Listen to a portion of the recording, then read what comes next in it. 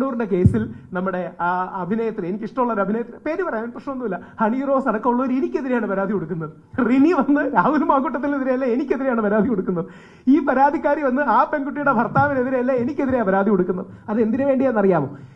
എതിർക്കുന്നവരെ നിശബ്ദമാക്കാൻ. സാമൂഹിക മാധ്യമങ്ങളിലടക്കം അവർക്ക് സൈബർ വിമർശനങ്ങളെ നേരിടാൻ പേടിയുള്ളത് കൊണ്ട് അത് നിശബ്ദമാക്കാനുള്ള ഒരു തന്ത്രമാണ്.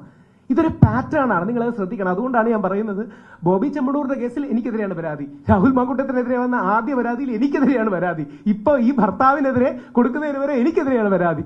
അത് ചെയ്യുന്നത് ഇത് ഞാൻ ജനങ്ങളുടെ മുമ്പിൽ തുറന്നു കാണിക്കുന്നു എന്നുള്ളത് കൊണ്ടാണ്.